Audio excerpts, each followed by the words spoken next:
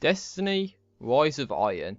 This is something that's new, and I just wanted to raise awareness of this and actually just talk about what this expansion is.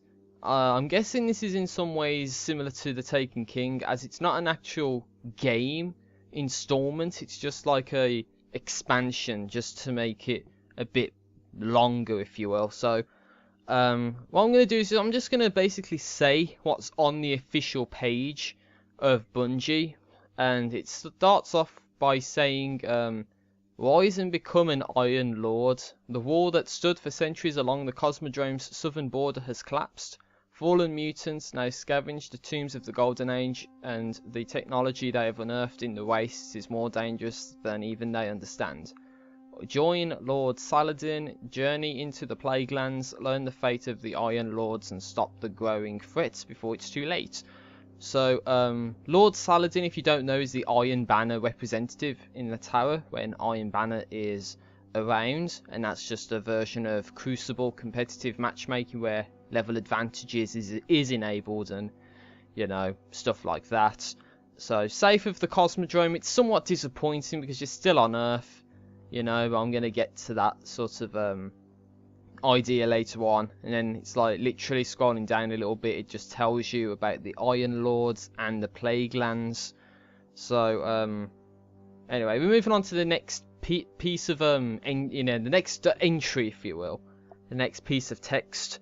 Just choosing a suitable image for this one. How about that? Okay, so metal and flesh. Every fallen house has splicers. Well, what is this, Bioshock now? We're going to have splicers after us, genetically, well, that's actually what it says almost. Body hackers and bioengineers who fuse metal and flesh, but the splicers of the House of Devils have uncovered the ultimate technology. SIVA, is that how you say it? SIVA, a golden age breakthrough in self-assembling, self-replicating nanotechnology. Pretentious talk right there. Just make it simple, come on. Just say it's self-assembling nanotechnology or something. I don't know. Anyway, the Fallen have always worshipped machine gods. Now armed with SIVA, the Devil Splicers are becoming machine gods themselves. Confront the Fallen Devil Splicers in the Plaguelands, find the source of the SIVA, and contain the outbreak at any cost. So this is basically some sort of technology that was locked away, and it basically gives health regeneration in a sense. So not only do we have Fallen, but we have Fallen with regenerating health. That sucks. Like, that really does suck, especially if you're fighting like yellow health bar servitors or something, or yellow health bar captains. That can be really problematic. So I like to see what they do with that, and hopefully I'm right in that assumption. But that seems somewhat unique. But again, as I said, it's just the Fallen. It's not a new enemy type, and again, it's in the Cosmodrome. And, you know, I mean, looking at some of these images, it does look quite cool, but I think what I'm going to mention that later, but just to say right now, it's basically putting out the best that they can show, but it's not actually going to be as good as what it looks, if that makes sense. So hopefully you can understand that. Anyway, next we have expand your arsenal. To overcome the challenges that await in the Plaguelands, Guardians will have access to an all-new arsenal of weapons, armor and gear, including Iron Lord themed armor sets, new exotic weapons, can't wait for that, and an all-new raid, which I'll never beat, Iron Banner, which I'll never play, and Trials of Osiris gear, which I'll never get. So, oh my god, all of these things is stuff that I'm just not going to be able to get, you know. It's just like a shit in the face, you know. It's just nasty. I don't want to see stuff like this. I'm never going to get these. So anyway, conquer the new raid, of course. Hidden in the Cosmodrome lies the true source of the SIVA outbreak, guarded by the most zealous and powerful Fallen Devil Splicers. 6 Guardians will plumb the depths to stop the threat at its source. Should they emerge victorious, they will return to the surface wielding powerful new weapons and armor forged from SIVA itself. That sounds awesome. Like, I would actually really love to see what kind of effect that has, and whether it is actually health regeneration for yourself, you know. That would be quite awesome if that's the case. I realise most of this video has just been me just saying what's on the official webpage. Apparently there's other stuff to this, but I'm only going off face value because as of right now, as one of my points I've made on my little notes list says, that we're just literally assuming stuff. It's not actual fact that this is what's going to happen. We're just like assuming. We're making an assumption based off what Bungie has told us. So anyway, starting from what I've gone from the top.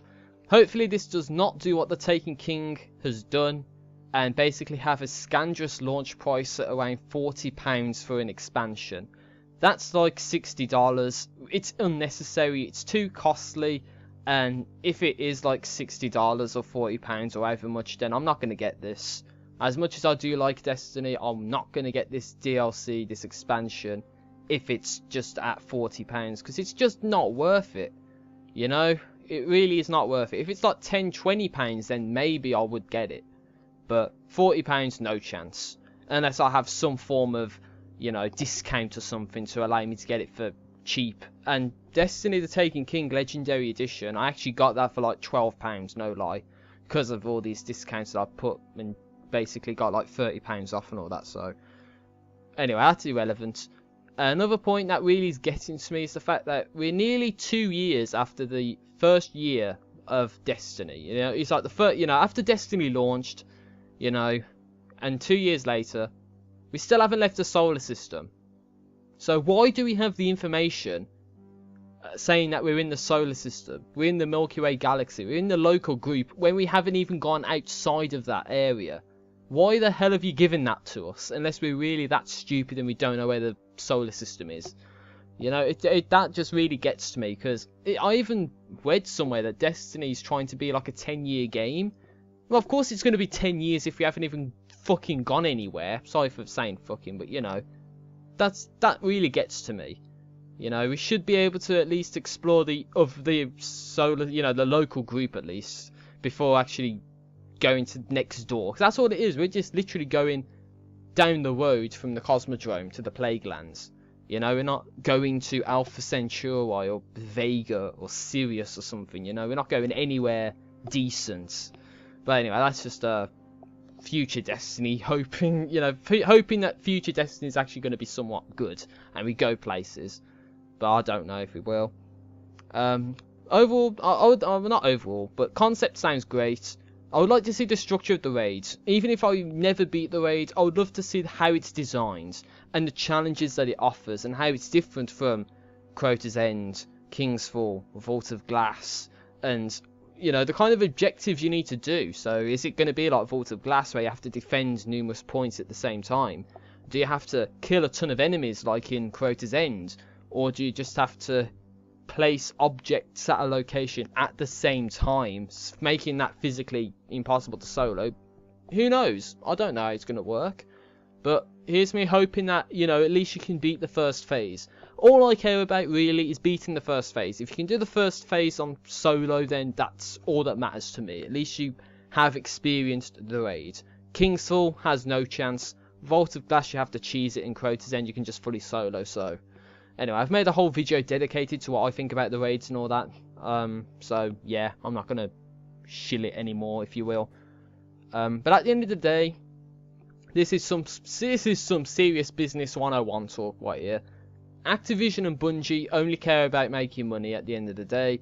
They don't care about me. They don't care about you. They just want to get money. So this cannot get in the way of the expansion. We can't let a DLC that's £40, $60 get in the way of this expansion being good.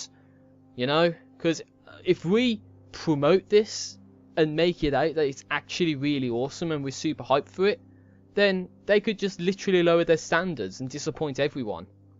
You know, if we say and make a stand and we say, look, we don't want it to be at £40, we want you to put the work in and we want something awesome, then, you know, maybe they will put something out that's awesome. Otherwise, they'll just rip everyone off, like they did with the Taken King, when you can get the Legendary Edition with the base game, Dark Below, House of Wolves, and the Taken King for the same price as the Taken King expansion. It's just stupid marketing, and hopefully they learnt their lesson last time and they don't do that same mistake again. But anyway, moving on. Overall, it looks promising, but whether it will deliver is the main question. And I honestly suggest that we don't raise our expectations too high. Let's just wait and see what they produce and make further evaluations from there. All we are doing now is assuming rather than factualizing. If the expansion is reasonably priced, oh god, I can't talk now, and I can communicate with fellow Xbox One players, then I might actually buy this. But if not, I won't even bother, and I'll actually put my money to things that are actually worth my attention. But that's what I think about the Rise of Iron. I have literally just stated what's on the official page. In my eyes, there's nothing else to this. And if there is, then I should have said. Because there's literally nothing else on here saying there's a new area, like a new hub or anything. There's literally just nothing about that. It's just literally generalizing the concept, if you will. And as I say, that concept in itself sounds good, but whether it is good is completely different from whether it will be good. And as I say, let's just wait and actually get actual facts rather than just saying, oh, this looks good, it's going to be the best expansion, when we don't even know anything about it. Let's just wait and see. But anyway, I've been TIS Reloaded, and thanks for watching the video, I guess. I know this has been a very long video, especially for one like this.